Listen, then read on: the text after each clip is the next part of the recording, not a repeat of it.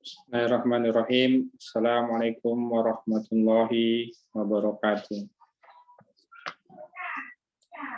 Yang saya hormati Dr. Dino, selamat malam. Semoga sehat selalu. Di sini saya akan melakukan review, yaitu pertemuan ke-8. Materinya adalah tips hidup sehat dan bahagia dengan pola pikiran konstruktif atau pikiran positif. Pendahuluannya adalah penjelasan pendahuluan dari materi 1. Lebih dari 50% penyakit diakibatkan oleh pikiran. Jadi,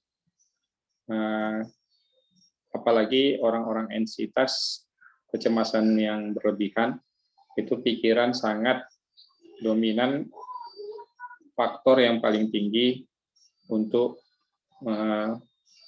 orang itu menderita penyakit. Nah, untuk itu kita harus mengobati dengan pola pikir yang memberikan domain-domain yang memberikan pikiran-pikiran positif, yang memberikan stimulus-stimulus positif ke dalam pikiran bawah sadar kita. Pola pikir yang konstruktif atau positif dapat membuat seseorang cenderung mengalami kebahagiaan dan kesehatan. Karena pikiran positif itu selalu membuat kebahagiaan dan ketenangan.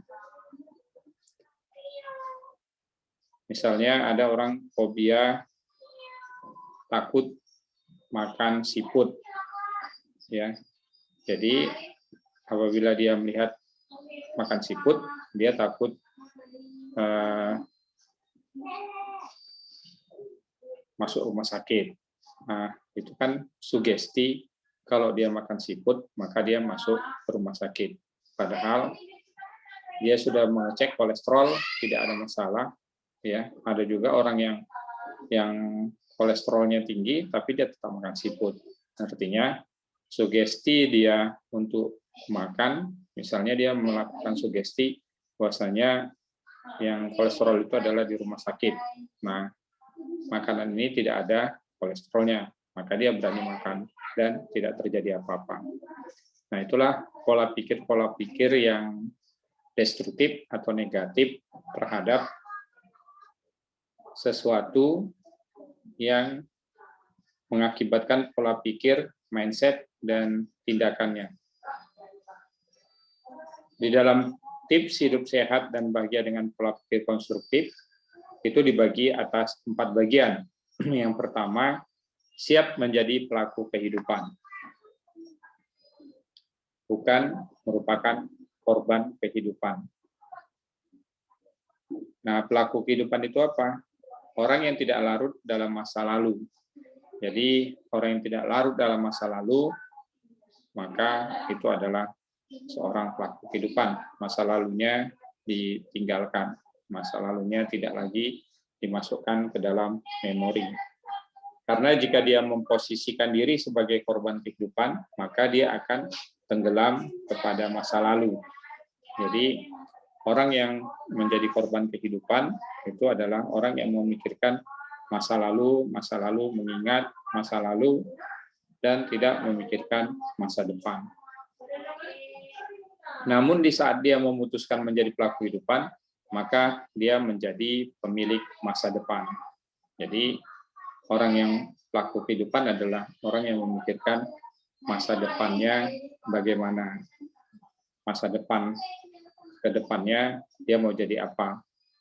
Ya, jadi masa depan sangat diimajinasikan sebagai suatu kebahagiaan. Orang yang stres memposisikan diri sebagai korban, hanya akan membiarkan eksternal sebagai penentu kebahagiaan. Jadi, stres itu adalah korban kehidupan. Karena kehidupan itu adalah pilihan. Hidup itu adalah pilihan. Apakah sebagai pelaku kehidupan ataukah sebagai korban kehidupan. Nah, untuk biar supaya kita sehat, kita kuat, maka kita harus sebagai pelaku kehidupan. Kita sendiri yang mengatur kehidupan kita. Kita sendiri yang memanage bagaimana kehidupan kita yang bersifat konstruktif, bukan destruktif. Apa kiatnya? Kiatnya adalah berhentilah untuk menyalahkan keadaan dan bertanggung jawablah pada diri sendiri sehingga kita menjadi pelaku kehidupan. Ya, kita jangan selalu menyalahkan keadaan yang terjadi. Ya, kita harus bertanggung jawab pada diri sendiri. Untuk itu, biar supaya kita bisa sebagai pelaku kehidupan.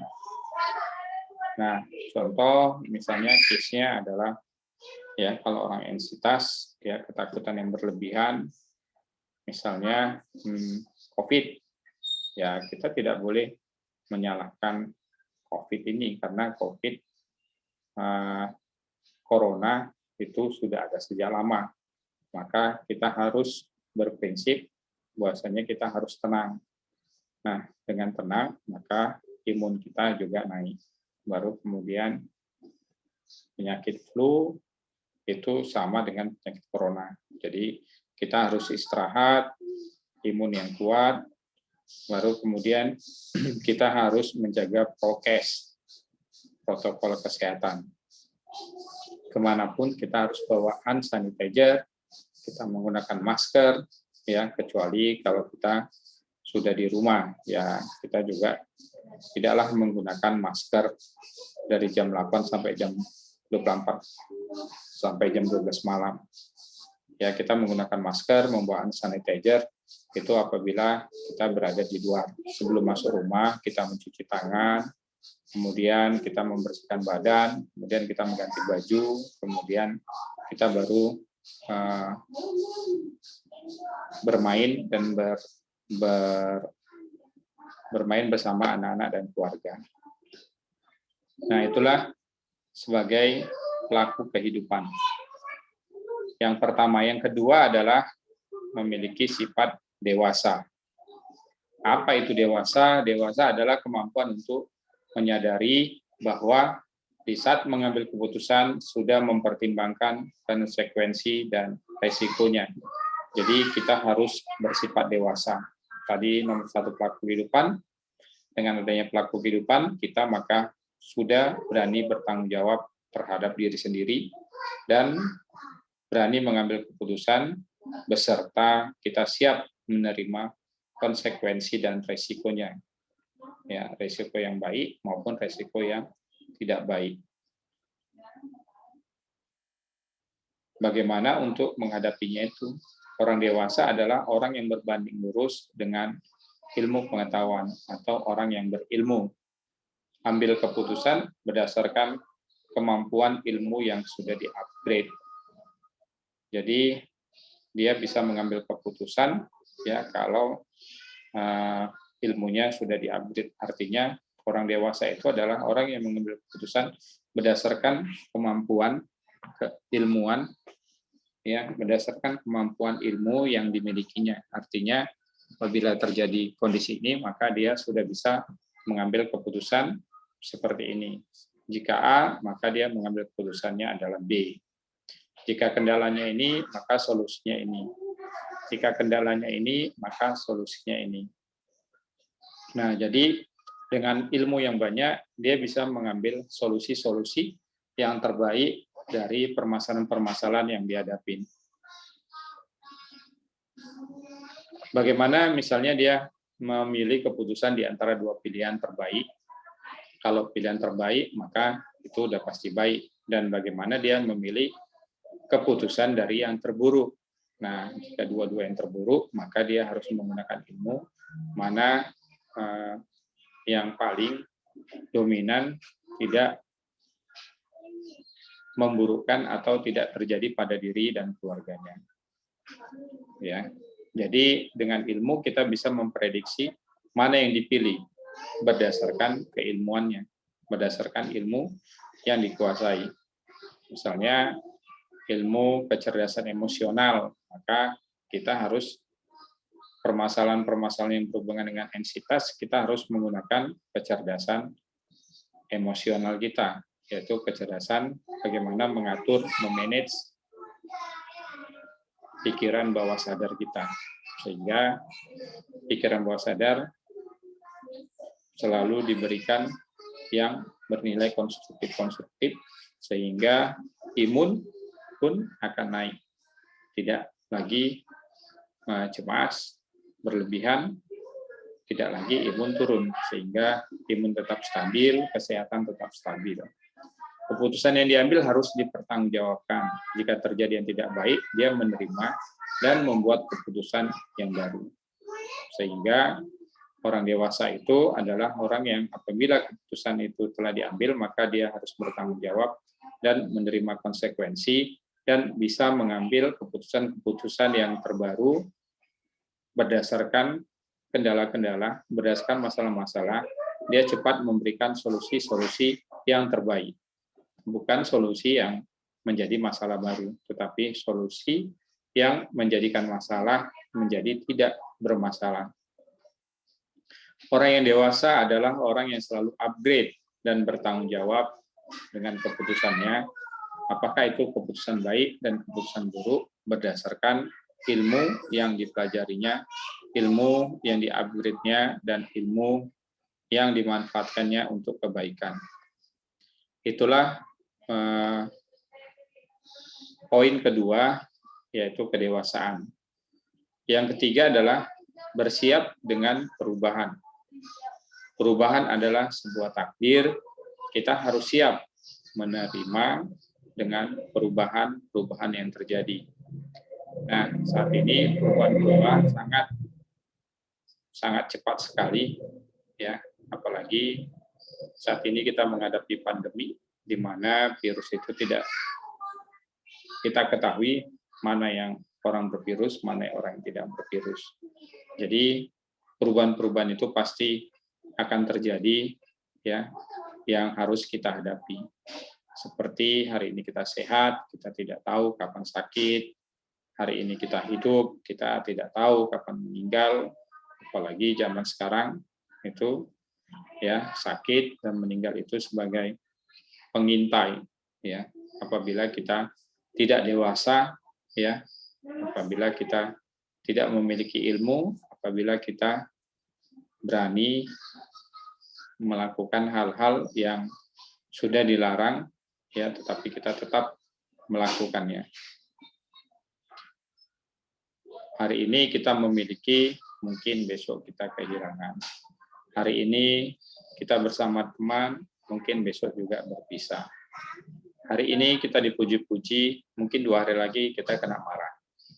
Jadi kita harus siap terhadap perubahan-perubahan itu yang terjadi.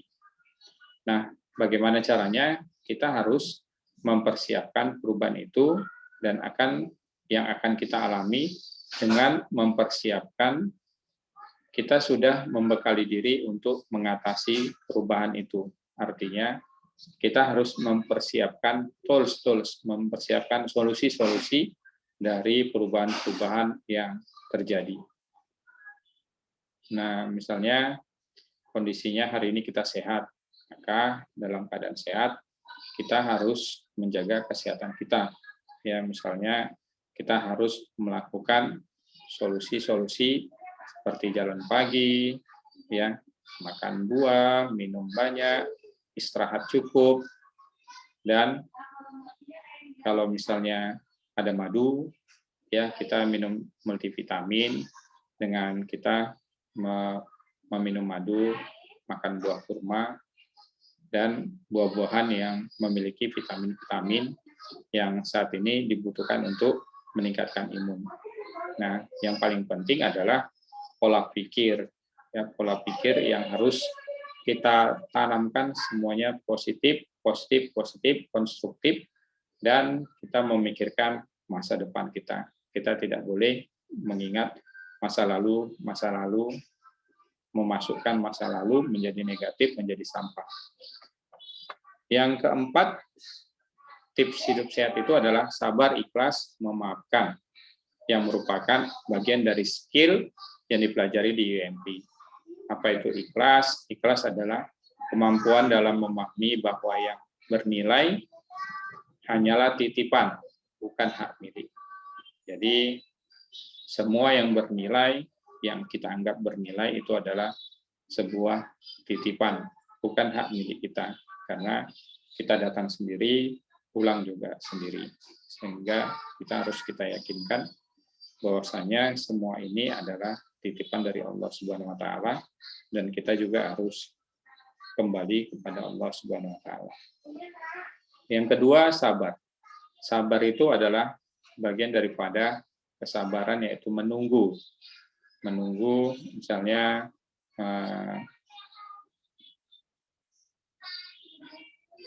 ujian, kita menunggu hasil daripada, misalnya kita ini review, kita sabar menunggu dari hasil review. Menunda respon, selaras antara pikiran dan keadaan, ya. Baru kemudian menyelaraskan tempo, ya, menyelaraskan tempo. Bagaimana tempo kita melakukan review, bagaimana kita selaras antara pikiran dan keadaan, ya. Misalnya keadaannya banyak pekerjaan, maka kita harus memilah-milah pekerjaan dan membagi-bagi pekerjaan. Bagaimana kita bisa meluangkan waktu untuk berlatih, baru melakukan review. Memaafkan, cara dalam melepaskan beban masa lalu, sehingga kita bisa memaafkan, ya. Skill-skill sudah dipelajari, misalnya Ho'oponopono, itu adalah untuk memaafkan diri sendiri, baru mencintai diri sendiri, baru menyesali akan perbuatan-perbuatan yang selama ini dilakukan. Nah, itulah dari materi 1 yang bisa saya review. Kemudian skill ada 2, yaitu yang pertama adalah object imaginary. Nah, object imaginary ini kita membuat image, membuat imajinasi, ya, terhadap sebuah objek, ya, terhadap sebuah benda maupun tempat yang kita buat sendiri, dan apa yang ada dalam imajinasi kita. Ya, diterangkan bahwasanya bagaimana dokter mengobati orang penyakit batuk dan sesak dengan menggambarkan udara menjadi warna keemasan dan menggambarkan saluran pernapasan seperti pipa, ya, sehingga pipa kalau dia membesar maka dia tidak akan sumbat aliran pernapasannya, dan itu yang diimajinasikan kepada pasien dokter.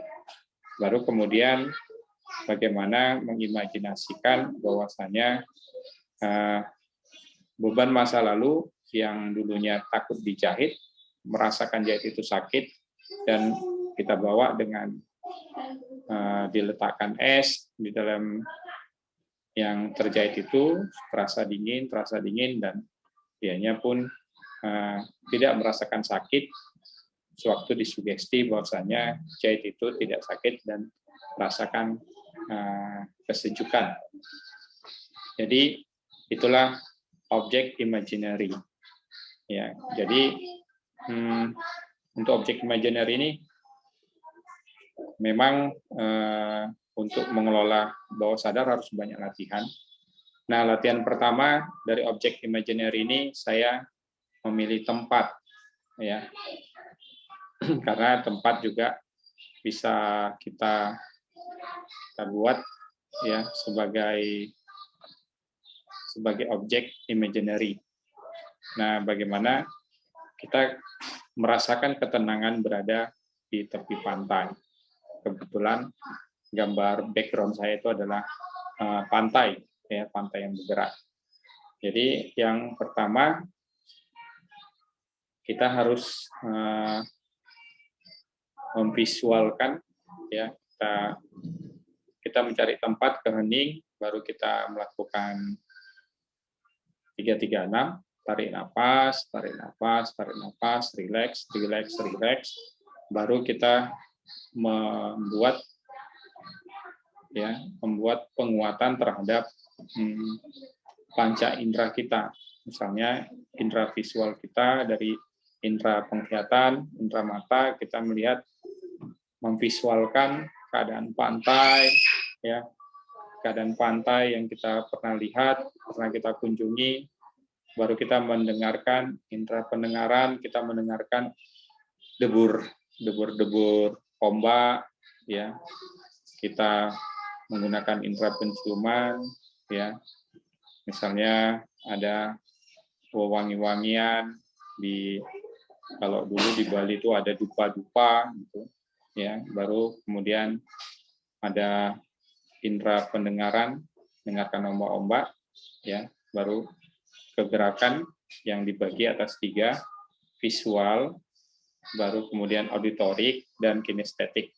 Jadi gambar, citra, image, baru kemudian auditorik, suara-suara, kinestetik, itu adalah pergerakan-pergerakan yang ada di sekitar objek imaginary yang kita buat sebagai imajinasinya. Nah, bisa saya mulai satu latihan, yaitu ketenangan berada di tepi pantai.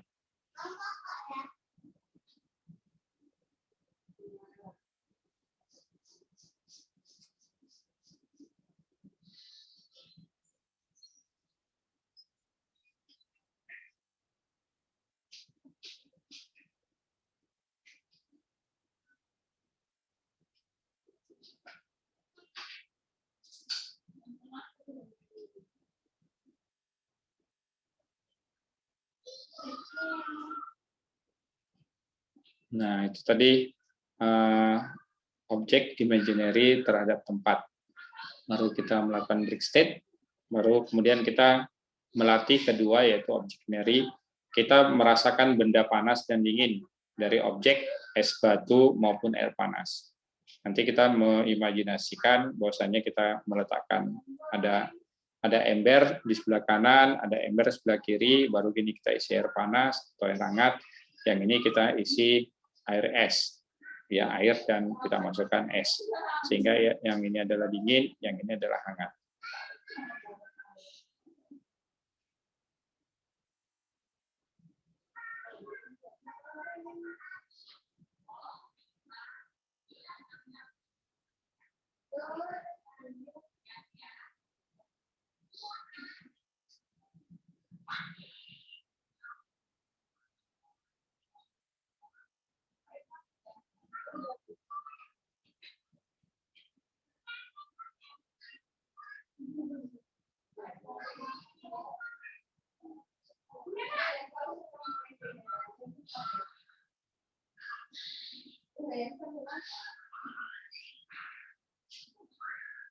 Ya, untuk yang latihan kedua itu memang terus terang dokter masih panasnya itu belum terasa, baru dinginnya belum terasa. Sepertinya itu harus banyak latihan, itu harus out of the box, semua pikiran, ya, harus imaginary-nya harus kuat dan image-nya juga harus kuat. Tapi untuk yang latihan 1 berada di tepi pantai itu sudah bisa dirasakan, tapi tidaklah skala 8, tapi skala 3. Nah, yang terakhir itu adalah skill-nya adalah terapi kaca. Nah, kita bicara di depan kaca dengan keadaan hari ini sekarang untuk masa lalu dan masa depan. Nah, ini kita juga harus menggunakan state. Kita melihat masuk ke dalam, kita create masa lalu, bagaimana masa lalunya, baru kita create masa depannya. Dan videonya nanti ada video sendiri. Nanti saya gabungkan ke dalam pertemuan 8 ini.